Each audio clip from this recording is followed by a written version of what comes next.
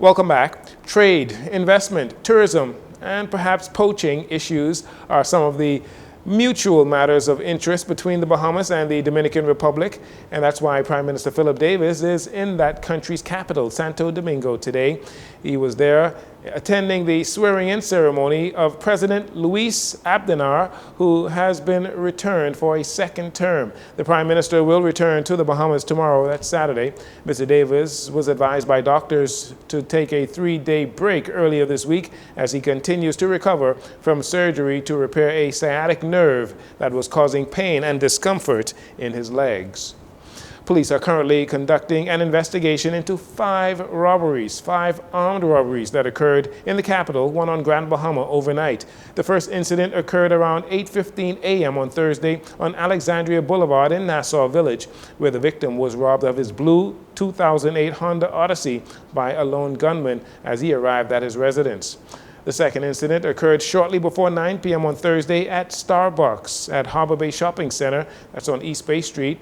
4 unknown males entered the establishment, all armed with firearms, and reportedly stole the cash registers, which contained an undetermined amount of cash. The men fled the scene, heading south across Shirley Street onto Lion Road. The third incident also occurred around 9 p.m. on Thursday on Bailu Hill Road. Police say the victim was riding his 2022 blue Yamaha motorcycle when 2 men in a vehicle shot at him with guns, causing him to fall off his motorcycle, resulting in the culprits riding off with that motorcycle. The fourth incident occurred around 1:30 a.m. this morning off East Street when 3 unknown males, one armed with a firearm, approached the victim upon arriving at his Gibbs Corner residence, and they robbed him of his gold 2008 Kia Rio.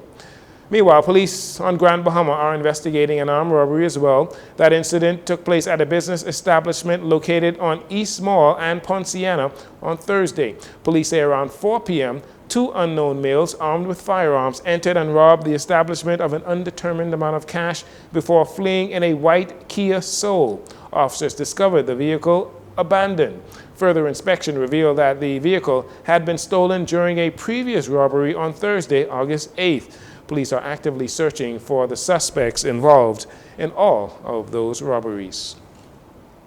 Speaking of guns, like the ones used in armed robberies that we just reported, the Bahamas government's bid to benefit from a $10 billion lawsuit by Mexico to hold 6 United States gun manufacturers accountable for the spread of firearms in the region took a blow when the United States judge in Massachusetts dismissed much of the claim last week. Prime Minister Philip Davis announced in March 2023 that the Bahamas joined the lawsuit as a friend of the courts.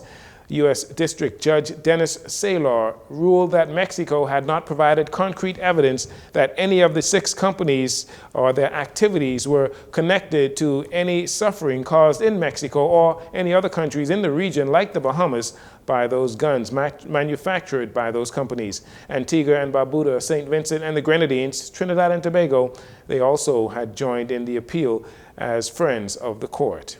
And finally, the new ambassador of the People's Republic of China, Yan Zhirong, paid a courtesy call on Minister for Grand Bahama, Ginger Moxie, on Wednesday at the office of the Prime Minister.